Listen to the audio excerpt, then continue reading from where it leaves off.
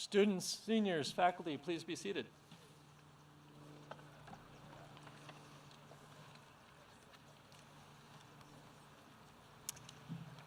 Good afternoon and welcome everyone.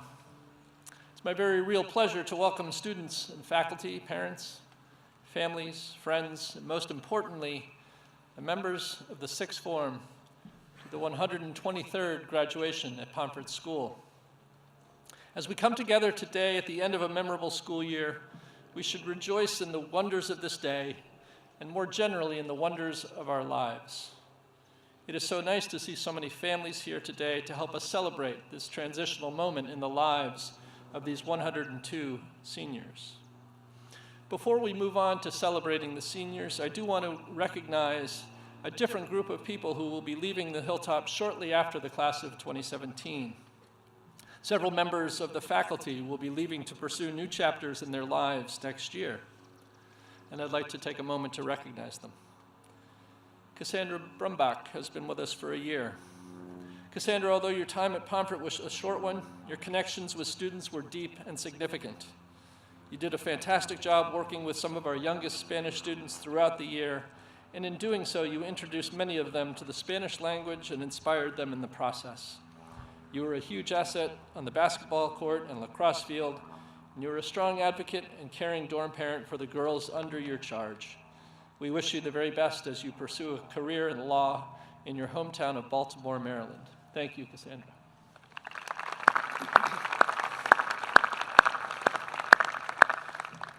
Georgie Hunt leaves after 1 year as well.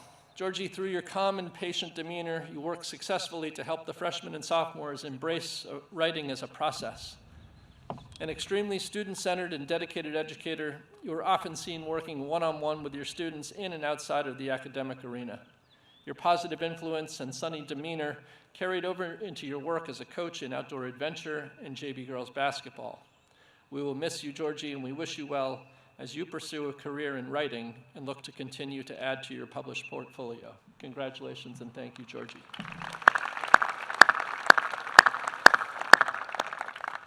Ryan Donaldson has been with Pomfret for 2 years. Ryan, with your quick wit and thoughtful presence, you became a trusted colleague to faculty and a valued mentor to many students. Your work with students in the classroom pushed them to think critically about historical events, while your versatility as a sub-varsity coach allowed you to positively influence numerous student athletes. Your leadership in the boys' arcades helped that dorm create a fun-loving culture and establish a positive identity as a safe and caring home away from home for the boys. We will miss you, Ryan, but are happy that you will continue your bright teaching career back at your alma mater, Holland Hall, in your hometown of Tulsa, Oklahoma. Thanks so much, Ryan.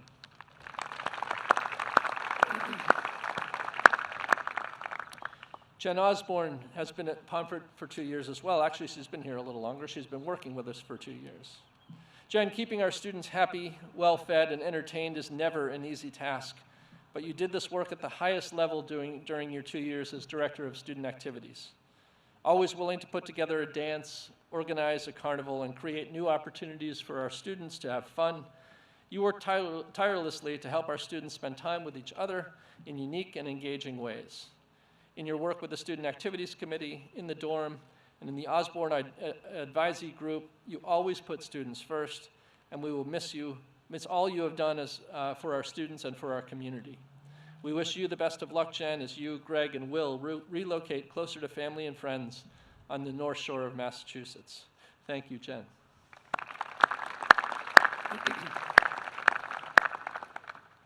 Greg Osborne has been back with us for 3 years in his second stint at Pomfret. Greg, whether it was ice dancing at the Winter Form Olympics, coming in first place in the over 30 division of Pomfret's Amazing Race, or helping to organize a spectacular 2017 prom a little over a week ago, you have always put students first. Your work in the admission office helped Pomfret enroll numerous students who will walk across the stage today. And your coaching and mentoring helped our boys hockey program win its first ever New England championship this past winter. While you have helped Pomfret and our students accomplish great things and have amazing experiences, we will most miss your fun-loving attitude, caring nature, and willingness to be incredibly supportive of all students and faculty with whom you have worked. We know you will bring all of these things to your new position as an admission officer at St. John's Prep. A grateful Pomfret School wishes you, Jen, and Will the best of luck in your new endeavors. Thank you, Greg.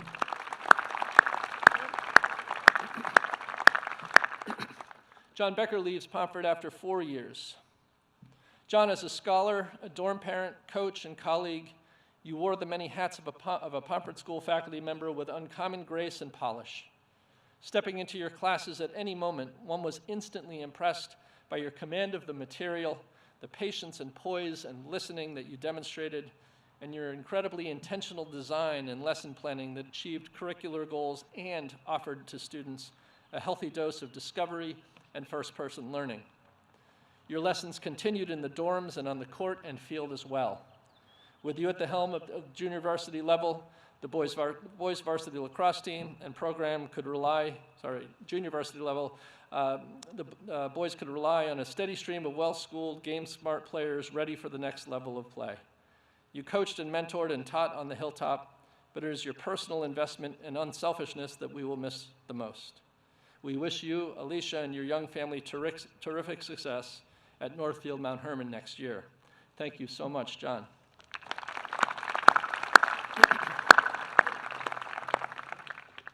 Shanique Garcia leaves Pomfret after 6 years. Shanique, you and I arrived together as Pomfret rookies 6 years ago. In your time on the Pomfret Hilltop, you have broadened our perspectives, championed our students, and invested deeply in every role that you took on. You were a smart, informed, and energetic ambassador for the school as you traveled and shared the good news about our program, and you helped to close the deal by reminding applicants and families about the magic of Pomfret by expertly planning and staging the school's revisit days. Your direct work with kids, in the dorm as an advisor and through athletics, and with adults always came first and was offered with great sincerity and an enviable courage to speak the truth. You are a comprehensive, caring, and devoted school person, Shanique, and you are so very ready to lead your own admission office. Pomfret School wishes you well as you take the helm at Oldfield School as Director of Admissions. Congratulations and thank you.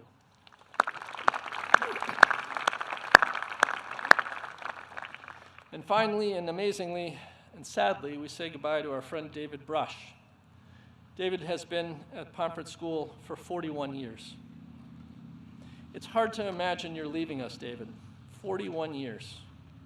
41 years. Let that set in for a second.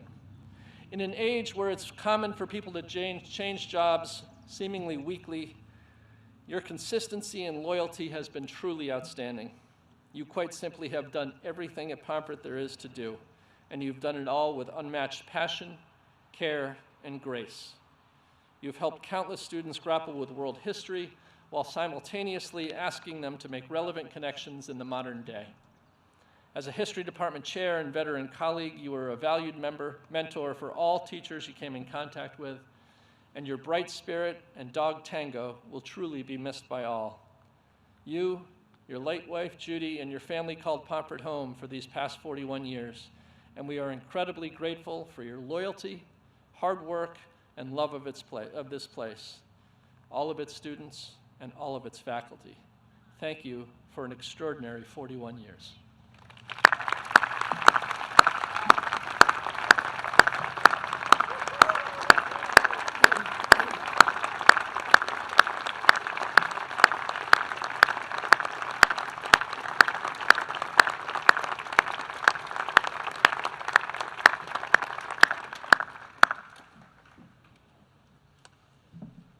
At this time, I would like to call upon Sixth Former Charles Sheehan, whom the Sixth Form elected.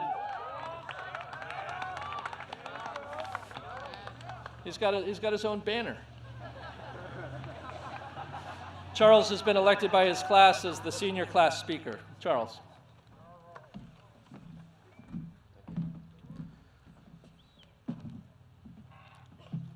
I love driving. While the invention of the car was born out of the innovative necessity to transport more people over longer distances in less time, driving is now an iconic part of our culture. Books, TV shows, and movies cement it into our shared experience. For me, being behind the wheel of a car is an empowering experience. With so much in life seemingly in someone else's control, driving permits me to be at the helm. The freedom and the requisite focus put me at ease. And in this short life, with so many external demands, it's a refuge I cherish. I spent many hours of my childhood in a car, quietly observing the towns, cities, and states my parents drove our family through. At 16, I eagerly signed up for the driver's ed course here at Pomfret, excited to be the one to do the steering. Now I find nothing more relaxing than a long drive. I don't even particularly care where I'm going, as long as I'm behind the wheel. I get my perfect playlist going, a mix of Kanye West, The Strokes, Grateful Dead, Piss, Johnny Cash, and Radiohead.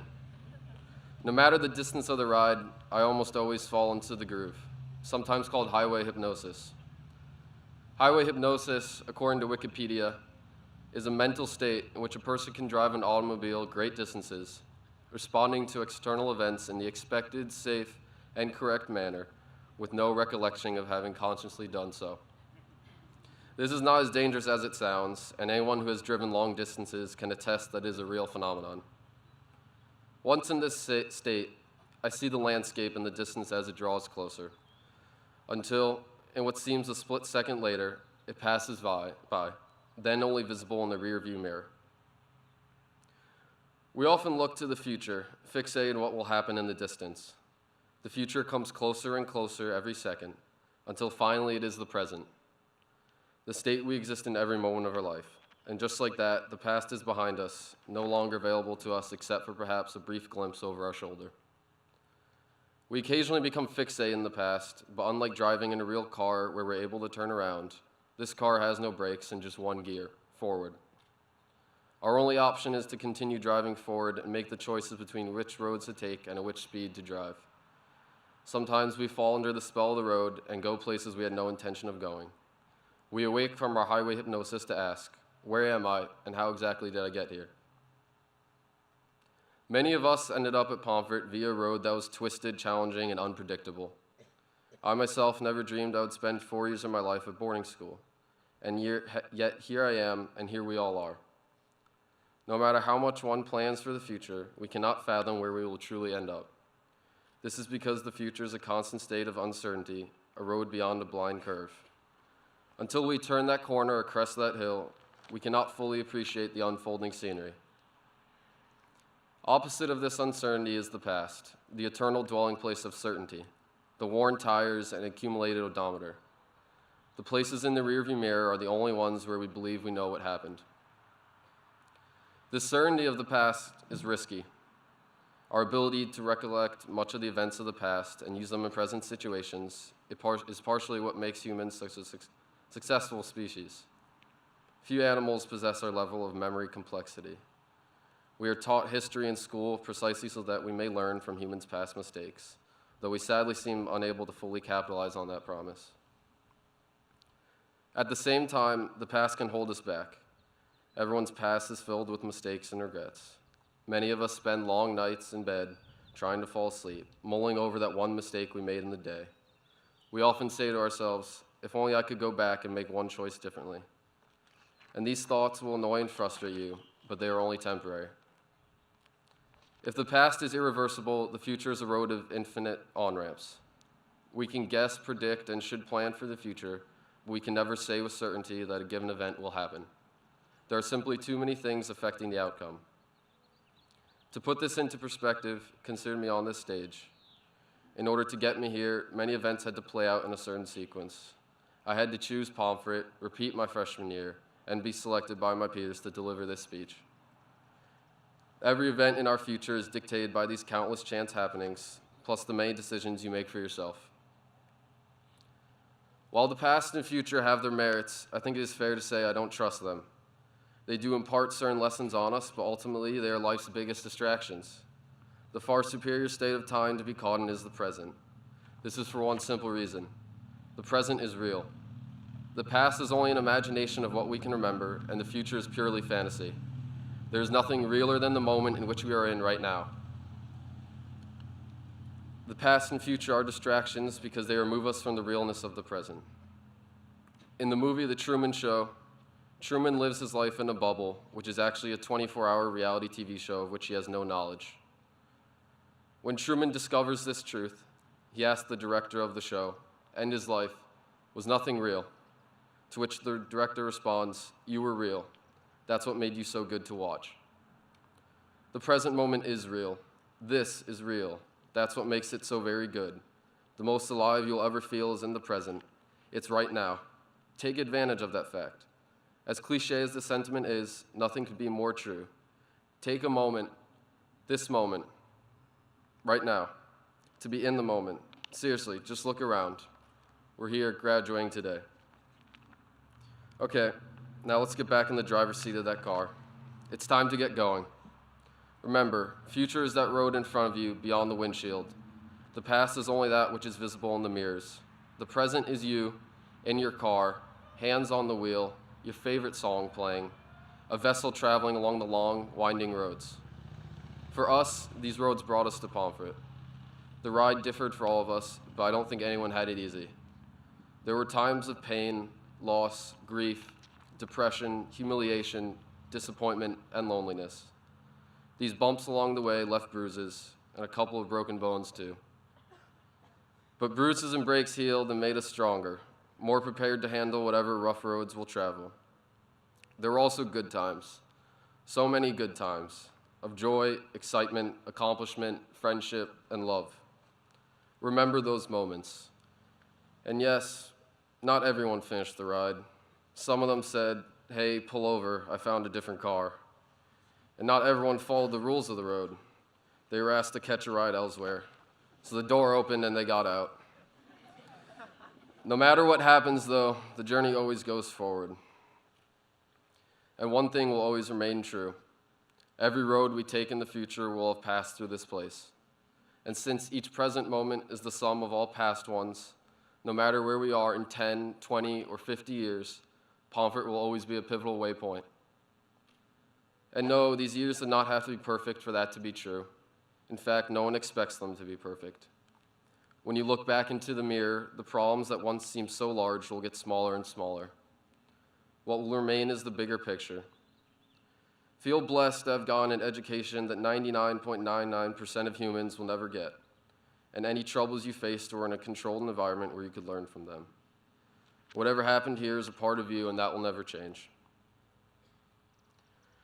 I can still remember my first drive to Pomfret, which began with many highways, then taking exit 69 off I-84, followed by cruising through the hills and towns with a quiet corner. Then I reached the intersection where the Vanilla Bean is and took that final right-hand turn down Pomfret Street. Every time I take that drive, a feeling begins in my stomach at that intersection, one of fear, apprehension, excitement, and homecoming. I'm a little sad to say that even when I return to this campus years from now, the feeling will never be quite the same.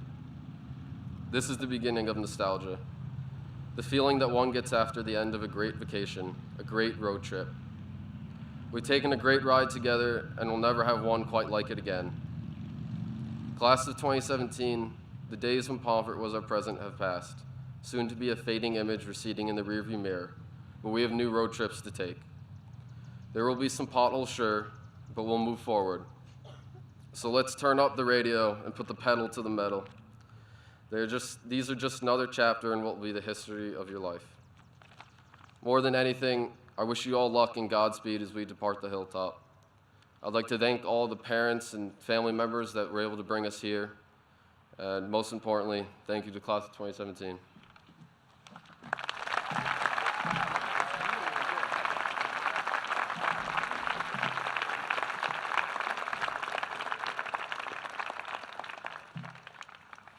I've just decided that I can hire Charles as a speechwriter.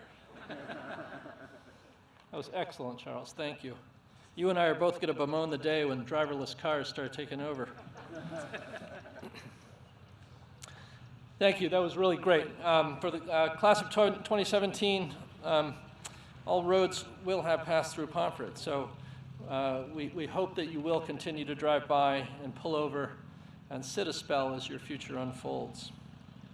We have a couple of awards to present. While last night was our major senior awards dinner, there are a few traditional awards that are handed out at graduation. And at this time, I would like to recognize the two top scholars from the class of 2017. Please join me in congratulating the Sixth Form's number 2 scholar, second in class, Amanda Marie Lynn.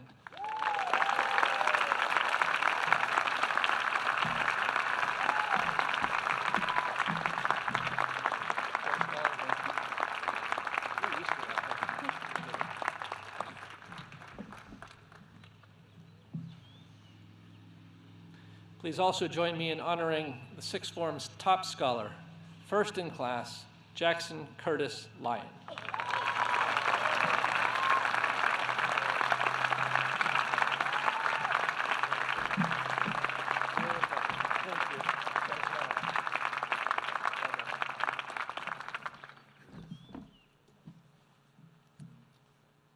We celebrate on commencement the contributions of 2 more students from the great class of 2017 by awarding the Mansfield Cup and the Founders Medal. The Wendell D. Mansfield Cup is awarded to that Sixth Form student who, by vote of the faculty, best exemplifies in school life the qualities of desire, drive, and determination which Manny Mansfield labored to instill in Pomfret students. Everyone at Pomfret knows this young man and has witnessed his impact. And everyone at one time or another has wondered out loud, imagine if we'd had him here for 4 years. In just 2 years on the hilltop, he's been a force in our classrooms as he's leaned into the challenge by taking academic risks and by taking on the most demanding course of study. He's been a winner in the athletic realm, where his lead-by-example style and dogged perseverance helped guide a young baseball team through the struggles of a tough season and bring home to Pomfret a New England Hockey Championship. And while he's bright and talented, it's his grit, his drive, and sheer will that makes him so successful. All that, plus he's just a genuinely nice guy. In his recent independent study presentation, he aptly described himself as a coaching leader, one who models the way. For his positive example and tireless pursuit of excellence, the faculty is pleased to recognize John Beniers with the Mansfield Cup.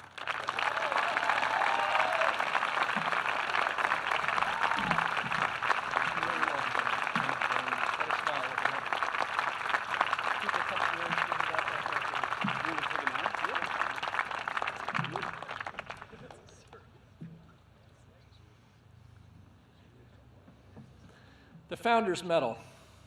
The Founders Medal is the school's highest honor.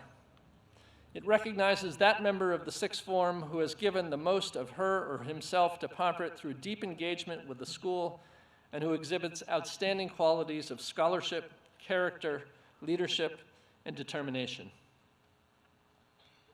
Certa viriliter. Strive valiantly. That is our motto. That is the call of a griffin.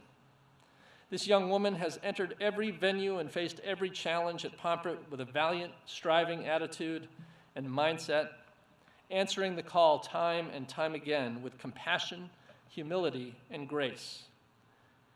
Teachers consistently offer praise for her deep commitment to scholarship. She positively enhances the culture of our classrooms and the climate of our athletic teams.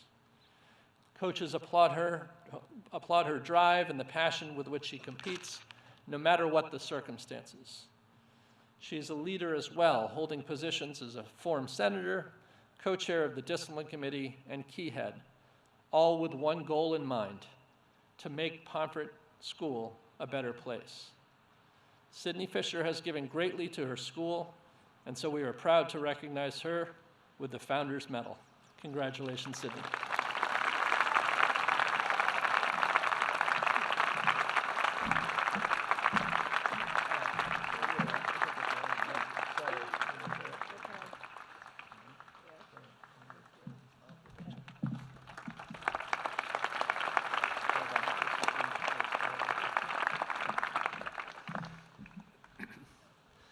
At this point, I would like to invite faculty member and state representative from the 50th District, Pat Boyd, to the stage to introduce today's graduation speaker.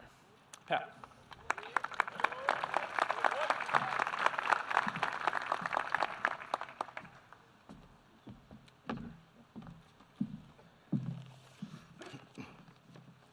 First, congratulations to the class of 2017. Our speaker today is Joe Courtney, the United States Representative for Connecticut's 2nd Congressional District. Joe is a native of Connecticut, a graduate of Tufts University and the UConn Law School. His public service career started in the Connecticut House of Representatives, where he served from 1987 to 1994, where he was and still is widely respected for his practical, nonpartisan approach to public policy. In 2006, he was elected to the United States Congress and serves as a tireless advocate for the diverse and important issues to Eastern Connecticut. And I'll say as a side note that Joe is truly the type of politician or government official that we need more of, and certainly acts as a role model for those of us who are just starting out in public service. And as a fun fact, Joe is not the first congressman to grace the Pomfret School campus. One of his predecessors in your seat, Congressman Horace Seeley Brown, served for 14 years on the faculty of Pomfret School as a science teacher, hockey coach, and dorm parent. So it is truly my pleasure to welcome to the Hilltop, Congressman Joe Courtney.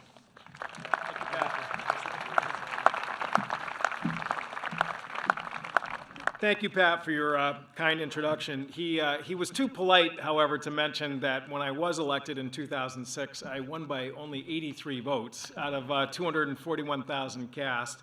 And he was saying, how easy it was to invite me to come and speak today. And I, of course, was thinking to myself, anytime I can appear before a group that was larger than my margin of victory, that's a good day for me in Eastern Connecticut. So again, thank you to Pat and to Tim and particularly to the class of 17 for allowing me to join you for a few minutes here today.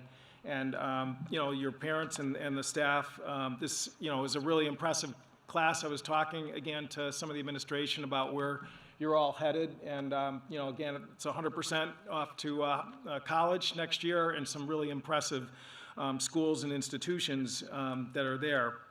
Of course, I'm the last person standing between you and the main event, which is to hand out the diplomas, and I'm reminded of Franklin Delano Roosevelt's 3 B's, his rules of public speaking, which is be sincere, be brief, and be seated. And I went back in the day when I was an altar boy.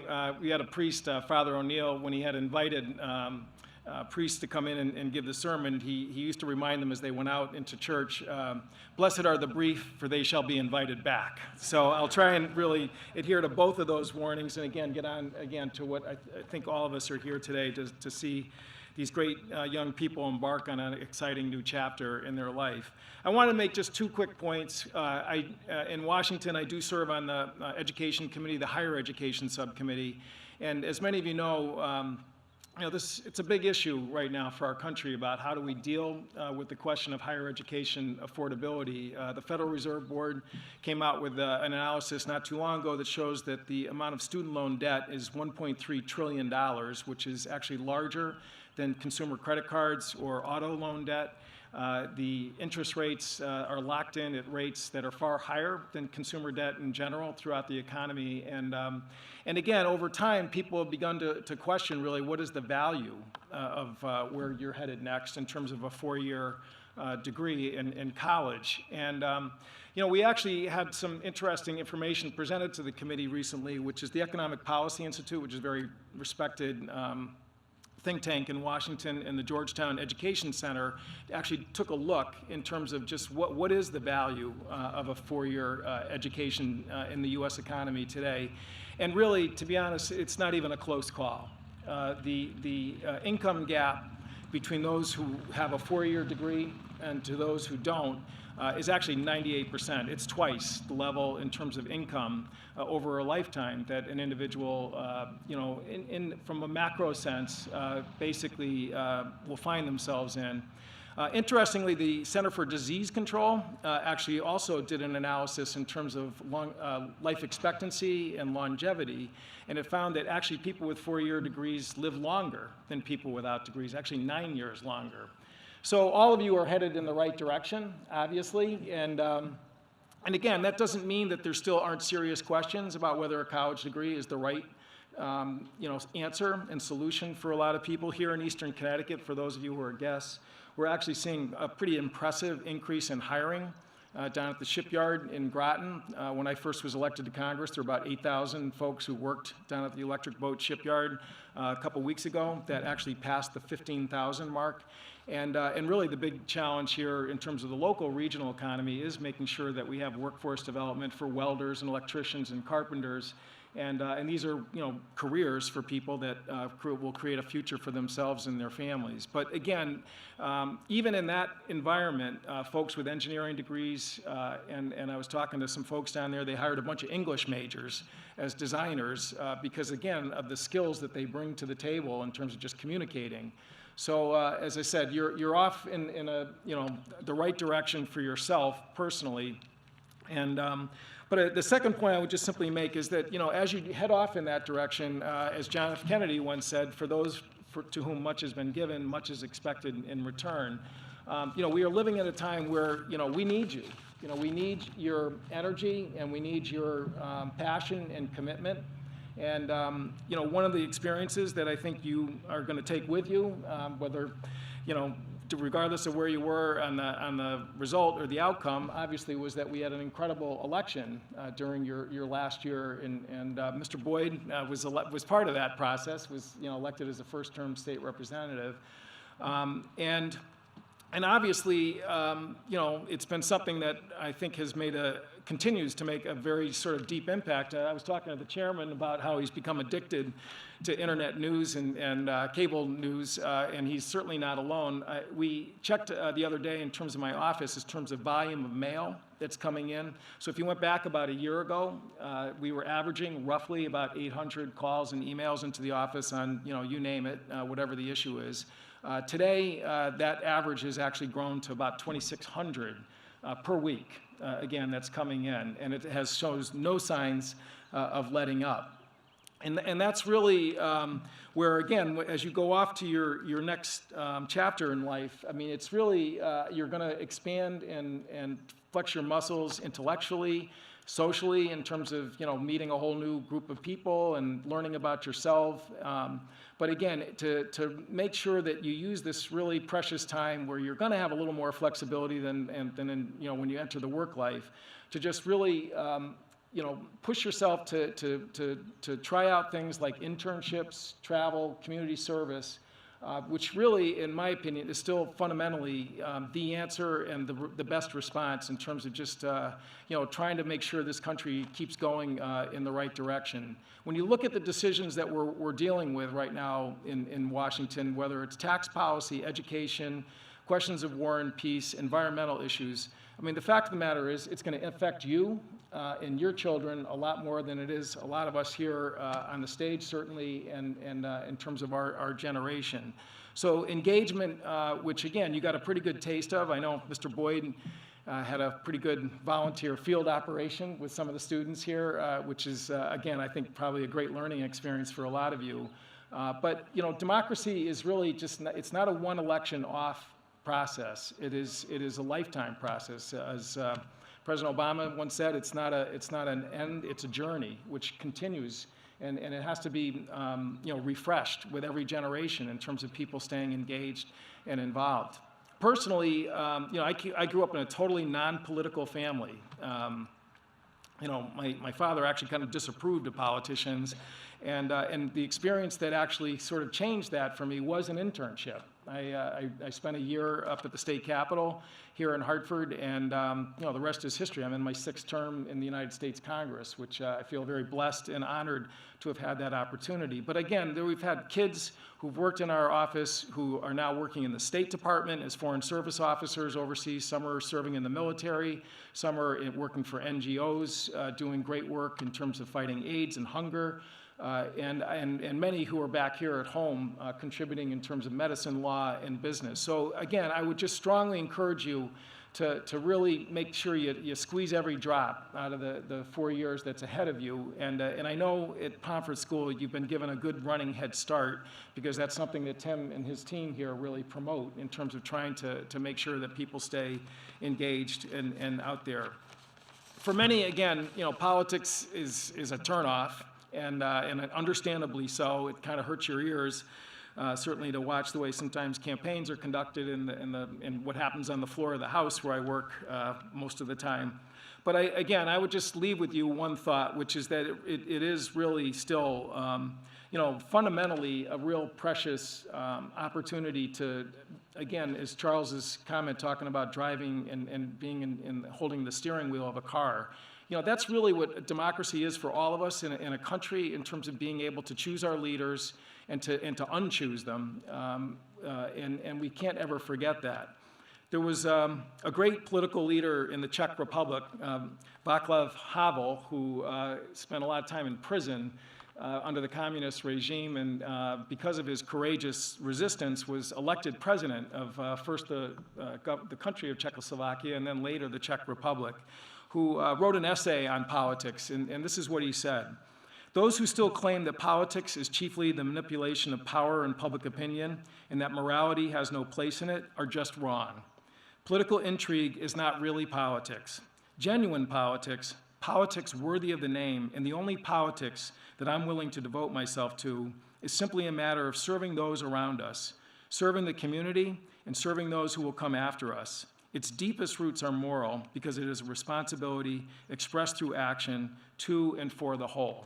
And again, I think that really kind of nails it pretty well in terms of just, what all of this sort of energy that's sort of burst both locally and nationally since January 20th is that, it can't just be sort of rage and howls. It really has to be about engagement and commitment and long-term involvement. And again, I know, Pomfret School, which is one of the pillars of Eastern Connecticut, and I'm so proud to represent it along with many other amazing, regions in Eastern Connecticut, instills that philosophy and perspective, and we're lucky to have it. And I just want to, again, thank the leadership here at Pomfret School and the faculty for the fact that that perspective is something that is really, I think, intrinsic in the curriculum and the philosophy that's taught here every day.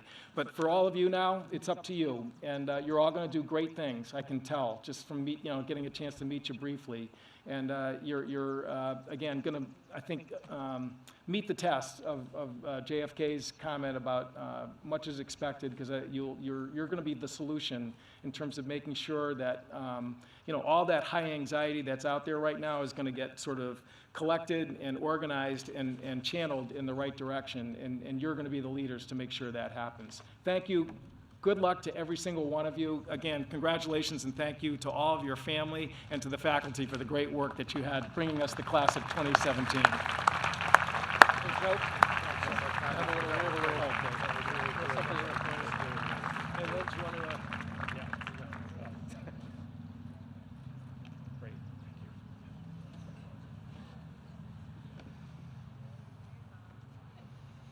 Thank you, Congressman Courtney, for those inspiring and important words.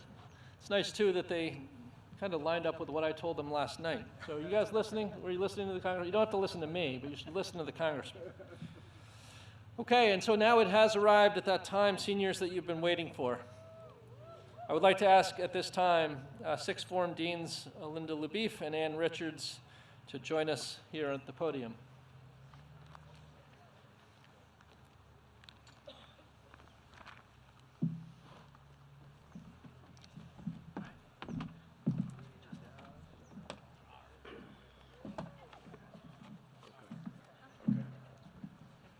Whenever you're ready.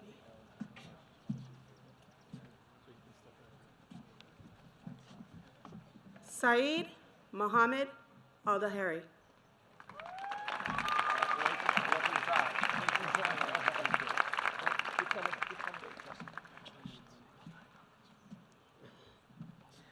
Abdullah Salam Al-Kabi.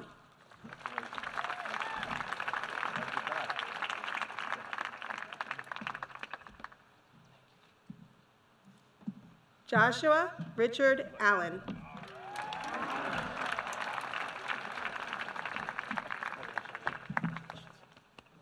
Benjamin P.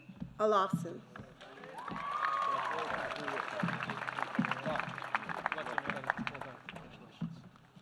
Adrian Arroyo Diaz Morera.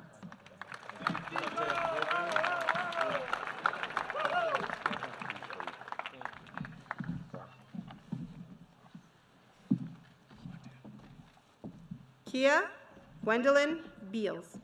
Congratulations. Best of luck. Alrighty.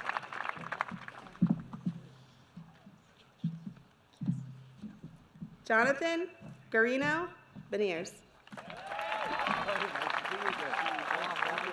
Good. Good luck with Hamilton.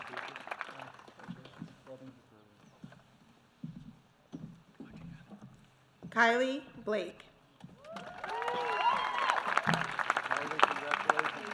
Best of luck.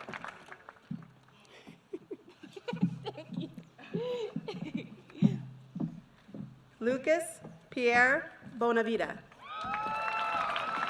That's your time. Congratulations.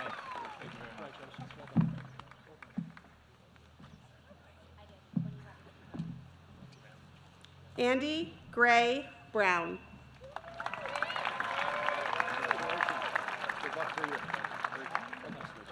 At this time, I'd like to invite faculty members Ted and Ellen Brown to the stage.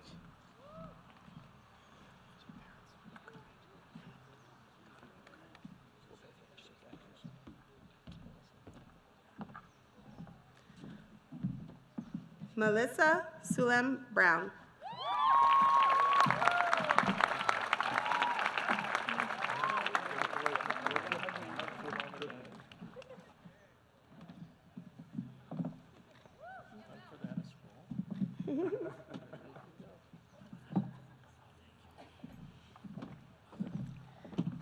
At this time, I'd like to invite Facilities Director Rebecca Bullied to the stage. Brenda Bullied, excuse me, Brenda, sorry. I knew I was going to mess up somewhere. Now, Rebecca Ann Bullied.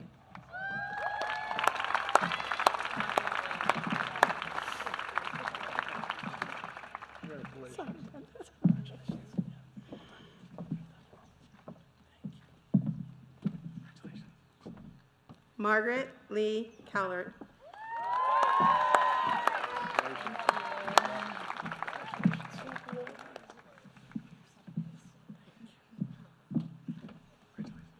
Daniel Jeffrey Capo.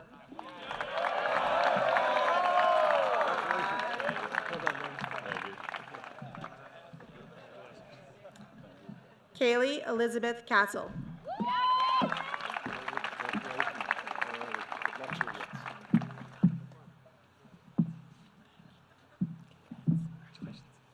Alex Struther Check.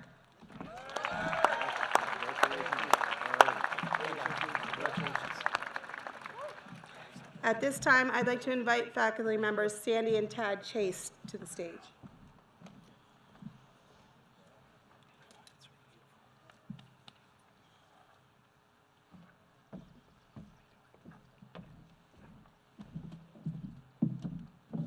Davis Henry Chase.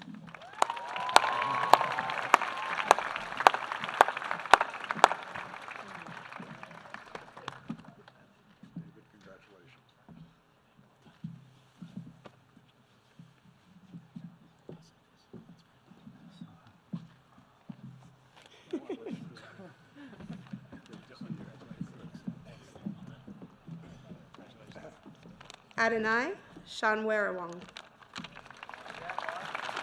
Well done.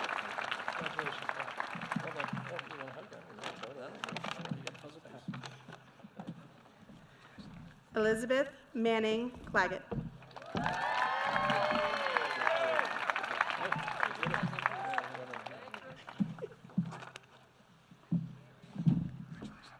John Christian Clark. He was at our house the other night. Congratulations. Good luck at Bucknell.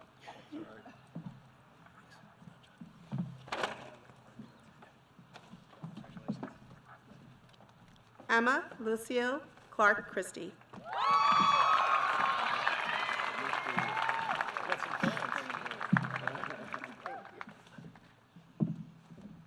Christopher McCoy Cleary. Congratulations. Good luck. Hold on.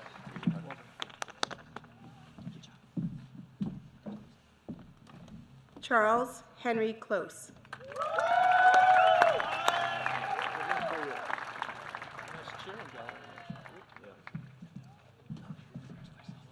Sean Ryan Conley.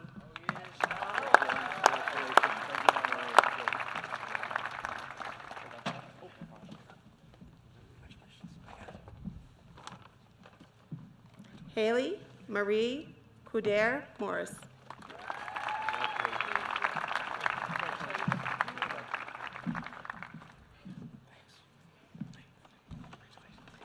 Evan James Cunningham.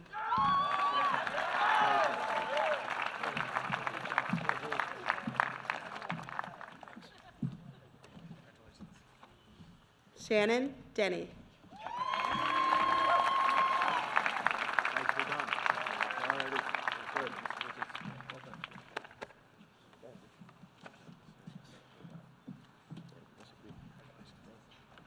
Nathan Shagnon Donzi.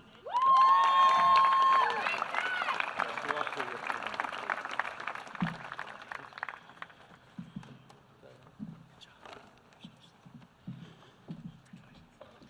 Christian Patrick Ehrenreich Hansen. Congratulations to you. All right, great.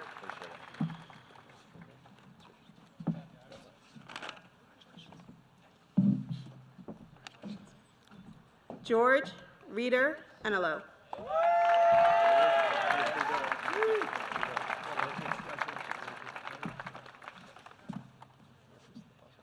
And at this time, I'd like to invite faculty members Erin and Bobby Fisher to the stage, please.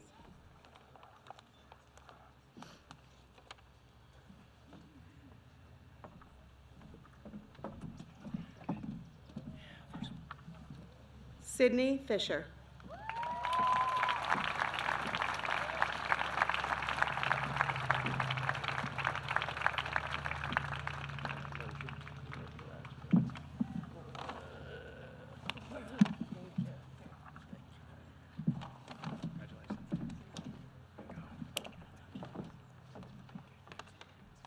Isabel Ashley Forty. Nicely done.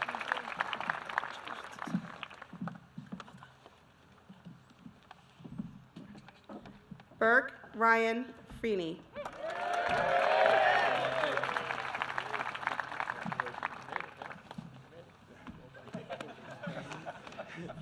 Good. Hayden Kendall Garrett.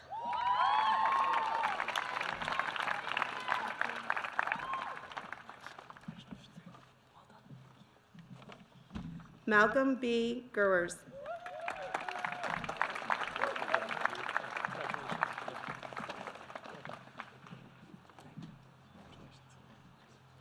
Monroe Mims Gray. Good handshake there.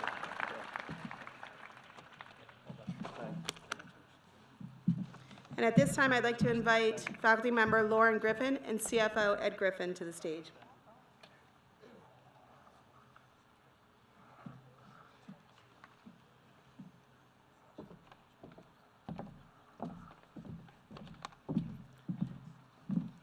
Kevin Thomas Griffin.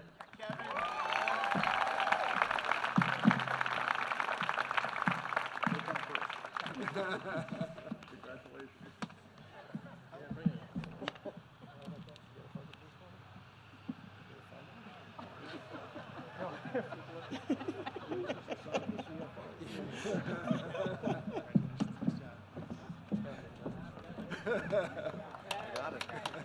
Amanda Rose Hatfield.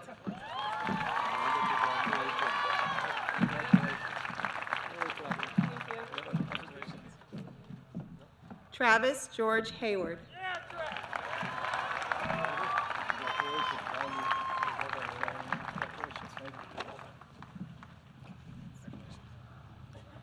Jessica Hua.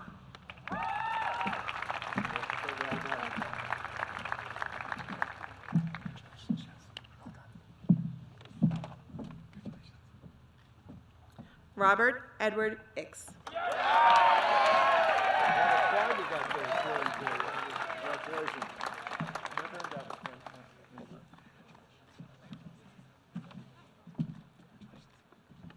William Grant Jarvis.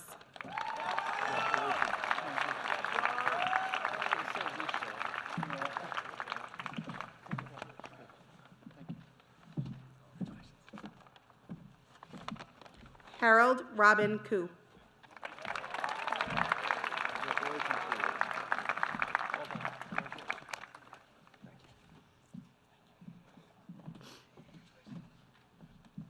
Youngjae Kim.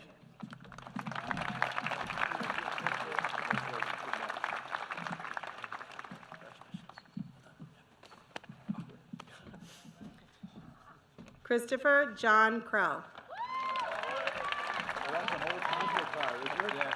Good, congratulations.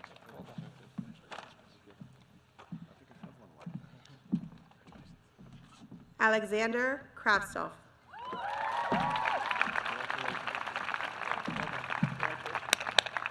And at this time, I'd like to invite faculty members Juliet and Joe Kremer to the stage.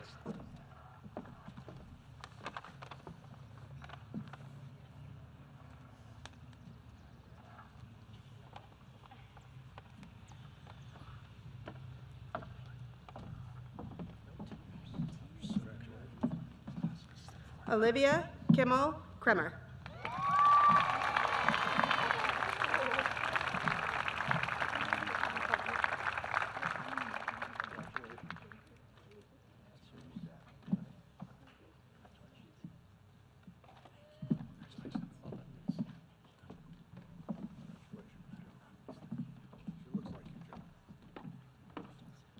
Joshua Michael Labonte.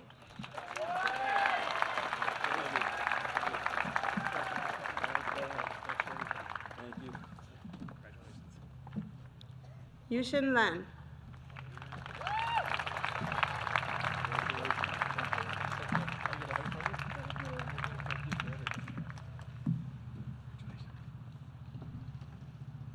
Kathleen Ann Lefebvre. Nicely done.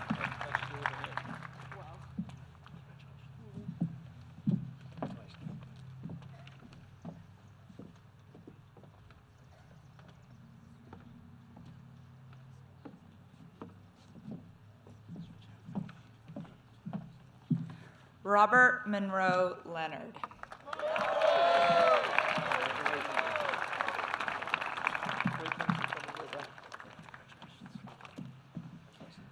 Lisa Lau.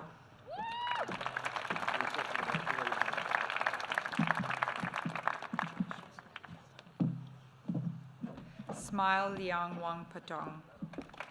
Nicely done.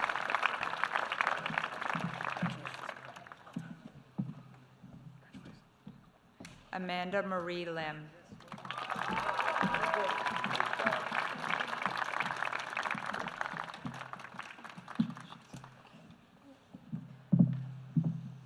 Paulina Lipskaya.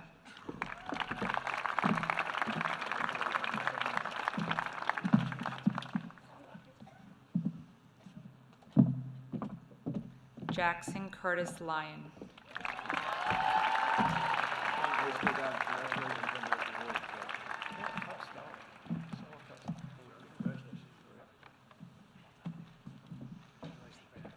Eileen Angeliki Marusis.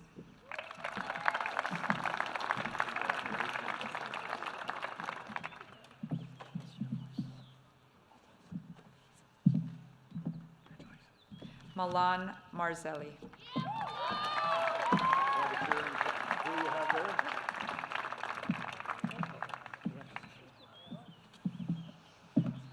Mallory Constant McArdle.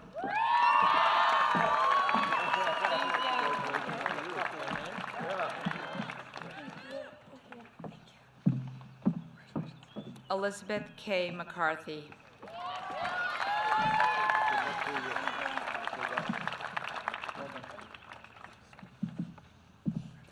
Owen Charles McDevitt.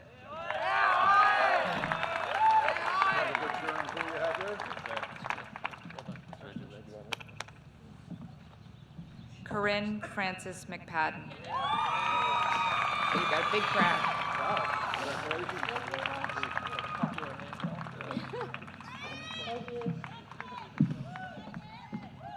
Emporia Ming.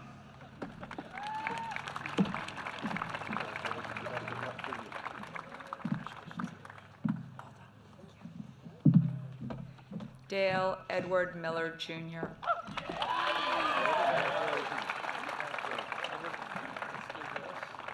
Thank you very much. Margaret Ann Marisola.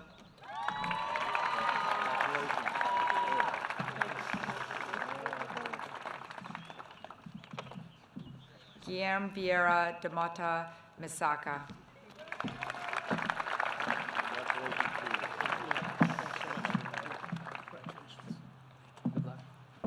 Brandon William Mitchell.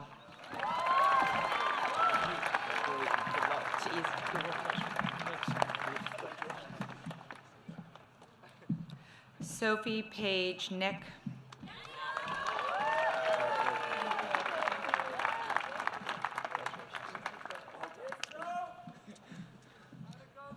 Feoni Corrade Olachesi. Try.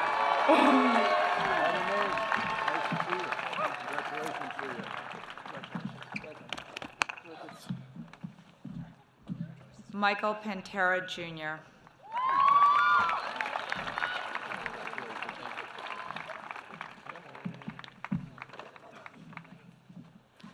Soyun Louisa Park.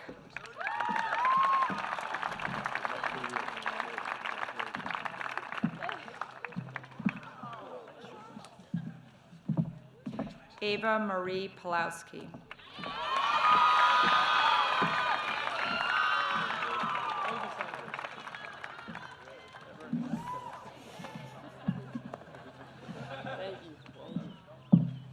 Jiman Maggie Pang.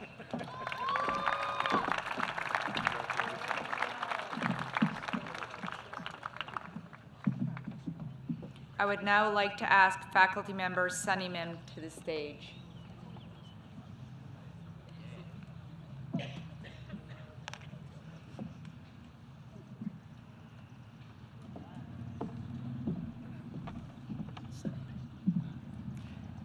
Sage Min.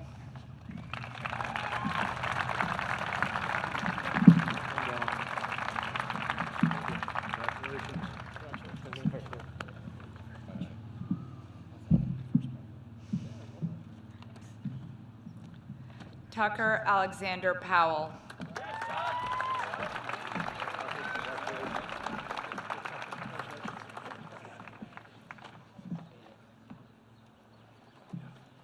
Seth B. Rinkert.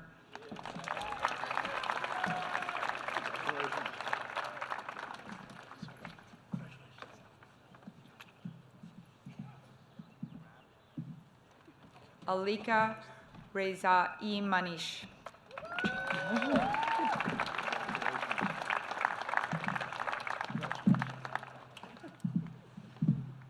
Gregory Butler Rice.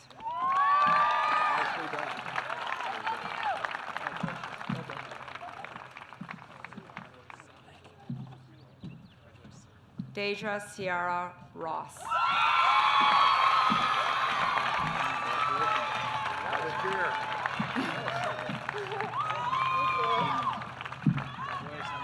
Hugh Michael Rossi.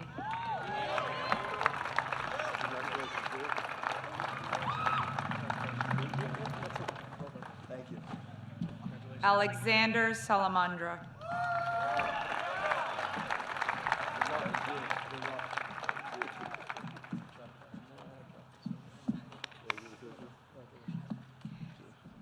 Phil Elliott Satin.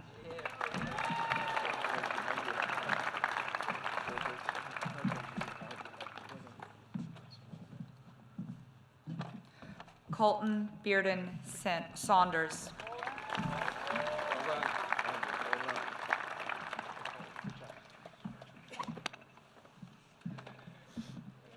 Charles Lewis Sheehan.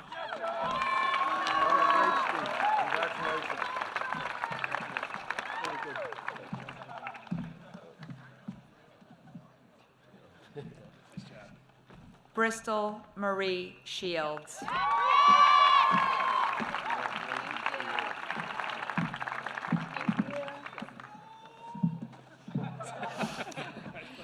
Peter Alexander Simeon.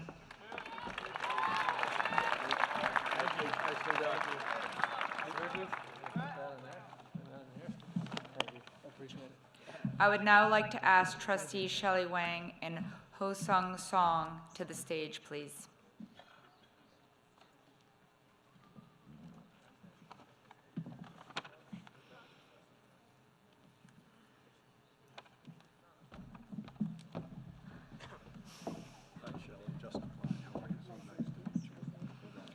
MK Song.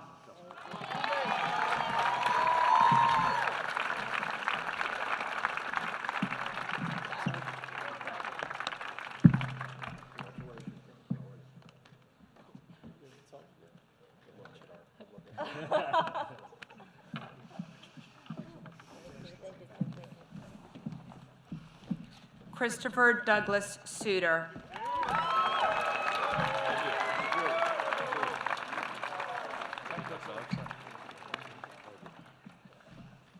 Nicholas Gates Speranza. Nicely done. Thank you. There you go.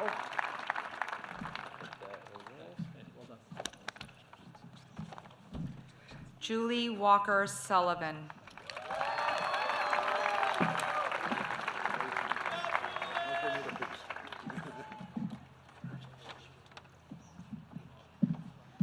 Nicholas George Ross Tavares Finson.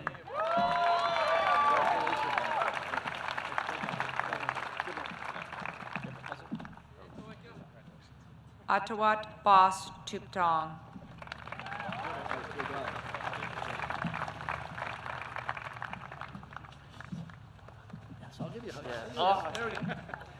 Mikael Antero Toika.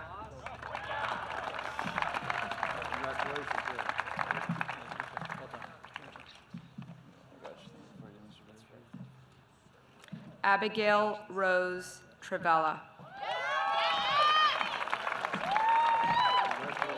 Best of luck to you.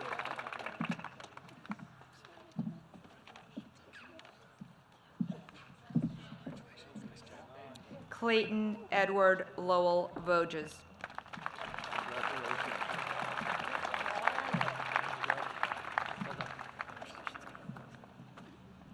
Kunath Max Varasad Hit.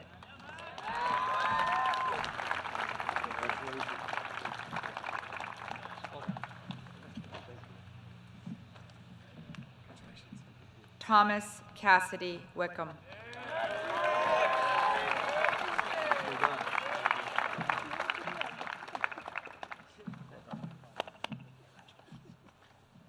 Rachel May Britt Wickman.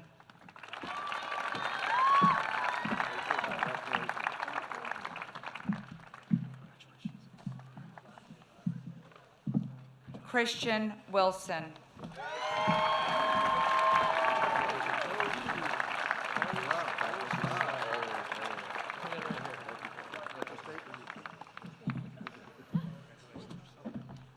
Christopher William Wright.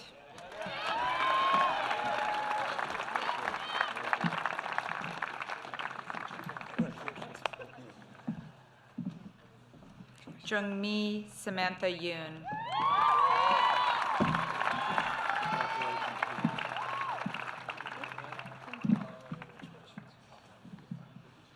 I would now like to ask Trustee Jimmy Chan and his wife Sherry to the stage. Gonna make you wait.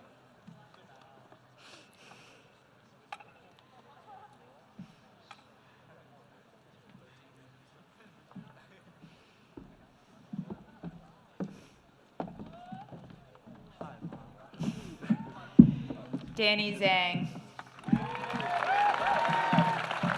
Congratulations.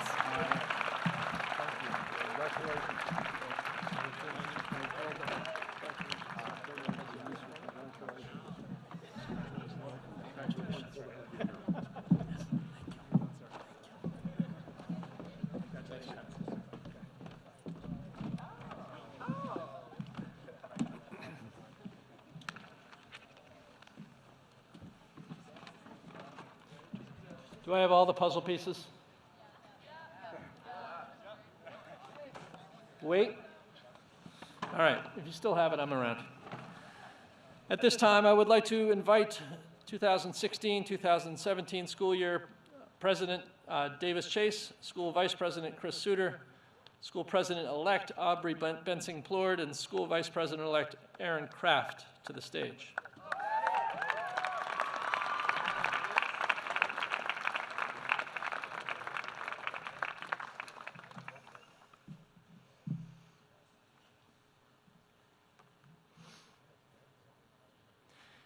Each year at the conclusion of this ceremony, the school president passes along a ceremonial gavel to the school president-elect, a symbolic gesture that represents the transition of leadership for the next school year. Davis, I would now ask that you pass the gavel to Aubrey.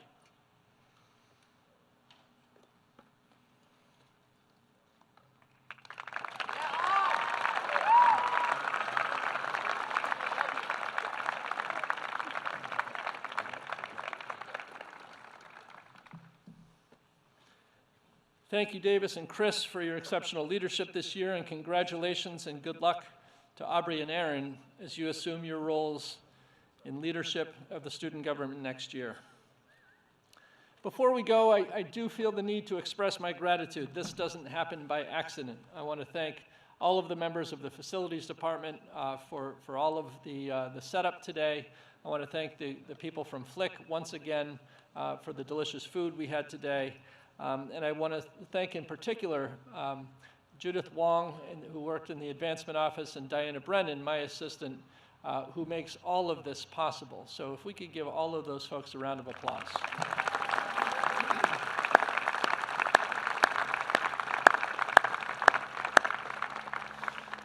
So congratulations, class of 2017. We can say now that it's truly over.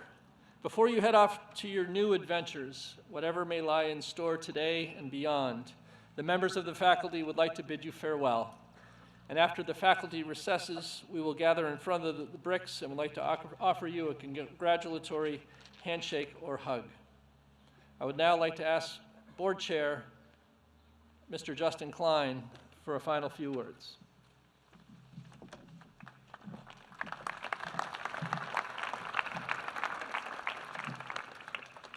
Thanks so much, Tim. Thank you, Congressman. Those inspirational remarks are those that I know that the class will treasure, so thank you very much for them, and thank you very much for being here.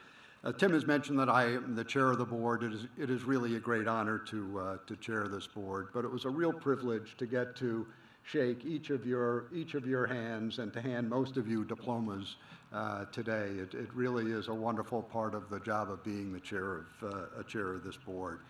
And I just want to wish you, on behalf of all of the trustees, great happiness and success in whatever it is that you guys choose to do. But you're really just a sensational class.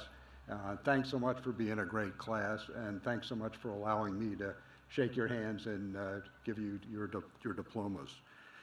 And now, with the power granted me by the state of Connecticut and the bylaws of Pomfret School, I hereby declare the members of the class of 2017 to be graduates of Pomfret School. Congratulations. Congratulations to you.